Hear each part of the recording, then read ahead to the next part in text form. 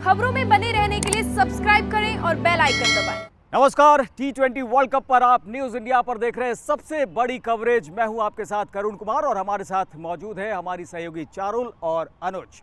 और आज हम बात करेंगे ओवैसी ने जो नसीहत दी है पाकिस्तान को इस्लाम को लेकर, कि आखिर इस्लाम को लेकर दोहरा रवैया क्यों अपनाता है पाकिस्तान, और साथ ही शोएब अख्तर को अपने पाकिस्तान में ही किस तरीके से विरोध का सामना करना पड़ा, अजीबोगरीब स्थिति उनके लिए हो गई थी, लाइव शो छोड़कर उन्हें जाना पड़ा। इसके बारे में भी चर्चा करेंगे। और साथ ही साथ पाकिस्तान की जीत को लेकर हिंदुस्तान के कई हिस्सों में जिस तरह का जश्न मनाया गया और खासतौर पर यूपी में कई जगहों से ऐसी खबर सामने आई, उसके बाद ऐसे तत्वों के खिलाफ किस तरीके से कार्रवाई हो रही है, इस पर भी हम चर्चा करेंगे। लेकिन शुरुआत करते हैं ओवैसी ने जो सीख दी है, नसीहत दी है पाकिस्तान को। अनुज, ये कहा है पाकिस्तान को, तुम अपने गिरबान में झांक कर देखो, इस्लाम पर हिंदुस्तान को नसीहत देने की ज़रूरत नहीं है। तुम चीन को कुछ नहीं कहते, जहां पर 20 लाख से ज़्यादा जो मुस्लिम हैं उनको बंधक बनाकर रखा गया है, इसीलिए हिंदुस्तान को तो नसीहत मत ही दो। बिल्कुल करुण, और सबसे उन्होंने कई सारी बातें बोली है। जो पाकिस्तान के गृह मंत्री हैं उनके लिए उन्होंने पागल शब्द का इस्तेमाल किया है कि ये पागल हो गए हैं।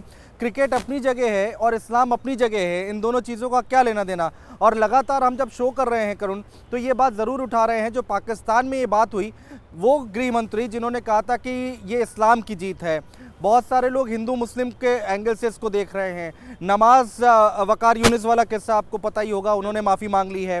तो ये बहुत सारी चीज़ें निकल कर सामने आ रही है। अब ओवैसी ने यहाँ पर स्टैंड लिया और ओवैसी ने बोला कि वो पागल हैं और क्रिकेट अपनी जगह है, इस्लाम अपनी जगह है, उससे कुछ लेना देना नहीं है। और यही बात हम लोग बार बार कर रहे हैं। बिल्कुल चारुल, जिस तरीके से ओवैसी ने बात कही है बहुत अच्छा लगा। हिंदुस्तान में दरअसल हिंदुस्तानी न सिर्फ हिंदू बल्कि मुस्लिम भी कहे जाते हैं कि भाई सच्चे हिंदुस्तानी हम ही हैं, कि अगर हिंदुस्तान को लेकर कुछ भी होता है उसका असर हर एक नागरिक पर होता है। आप उसे हिंदू और मुस्लिम करके फ़र्क पैदा करने की कोशिश ना करें, खासतौर पर पाकिस्तान कम से कम ये सीख देने की कोशिश तो ना करें।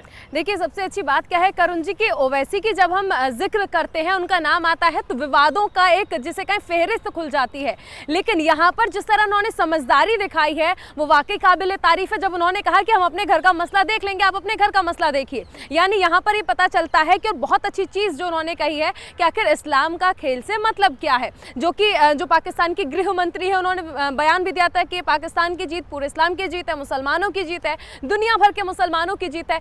इस पर ओवैसी का ये बयान जो है, कहा जा सकता है कि बहुत अच्छा। पाकिस्तान को साफ हिदायत भी दी गई है कि आप अपने घर का मसला समझा लीजिए, हम अपने घर में मसला संभाल लेंगे। बात ये भी है कि कुछ लोगों को ना यहाँ पर मौके मिल गए। अगर इंडिया पाकिस्तान का मैच है तो ये हिंदू और मुसलमान का मैच नहीं। हाँ, ये जो कोशिश की जाती है, खासतौर पर पाकिस्तान इसकी पूरी कोशिश करता है। ये जो गिद्ध बैठे हैं देखने के लिए कि ऐसे मौके मिल जाए और उसको दबोच लिया जाए, शायद ये भी यहाँ पर भी वही होता दिखाई दे रहा है। अच्छा, क्या ऐसा भी हो सकता है कि वैसी जैसे लोगों से ये उम्मीद भी की जानी चाहिए कि भाई जो हिंदुस्तान की हार पर जश्न मना रहे थे, उनके खिलाफ जो कार्रवाई हो रही है उसका समर्थन किया जाना चाहिए?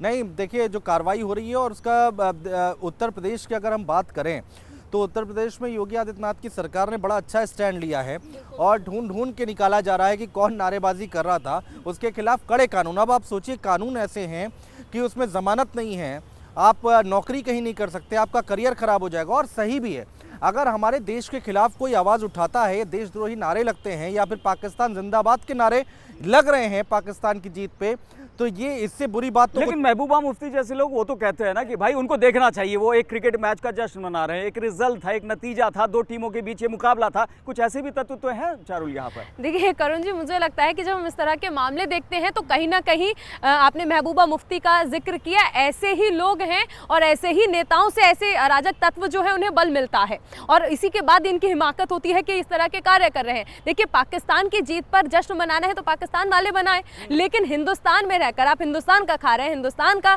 गुणगान करना चाहिए। आप पाकिस्तान की जीत पर जश्न क्यों मना रहे हैं? और अगर मनाना है तो आपको भारत में जगह मिलेगी ही नहीं।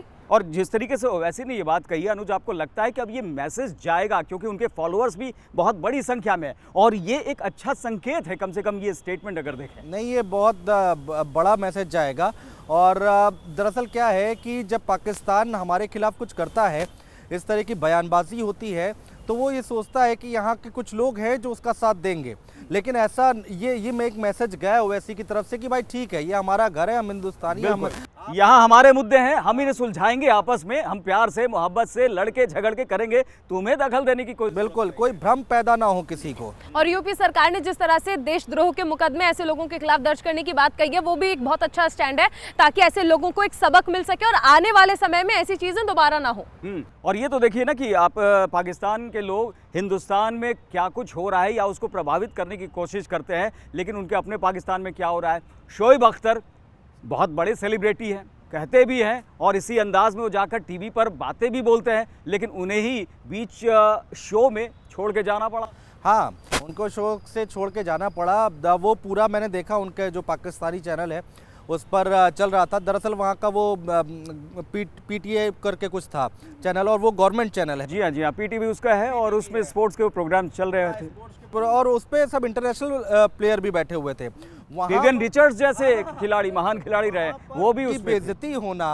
अच्छा, ब्रेक पर वो गए, आप समझिए, और ब्रेक पर जाने से पहले उन्होंने कहा कि आप यहाँ से जा सकते हैं। वो तब भी बैठे रहे शोएब अख्तर। उनको लगा, उन्होंने जब ट्विटर पर अपना वीडियो शेयर किया तो उन्होंने बताया। बिल्कुल, आप आगे बताइएगा, लेकिन ये देखिए कि 5-6 लोगों को आप जो है कन्विंस नहीं कर पाए, और आप पूरे हिंदुस्तान को नसीहत देते हैं वहां से बैठकर। खैर, आपके अपने ही लोग आपकी बात से इत्तेफाक नहीं रखते हैं। तो मैं उस वीडियो के बारे में बता रहा था कि आखिर उसमें हुआ क्या। तो उन्होंने अपने ट्विटर पर बताया कि मैं वेट करता रहा कि शायद वो माफ़ी मांग लें, वो उसको कवर कर लें, लेकिन ऐसा कुछ हुआ नहीं। तो मेरे को वहाँ से जाना ही ठीक लगा, और मैंने अपना जो भी कॉन्ट्रैक्ट वगैरह है उससे रिज़ाइन कर दिया। उन्होंने फिर वहाँ से छोड़ ही दिया।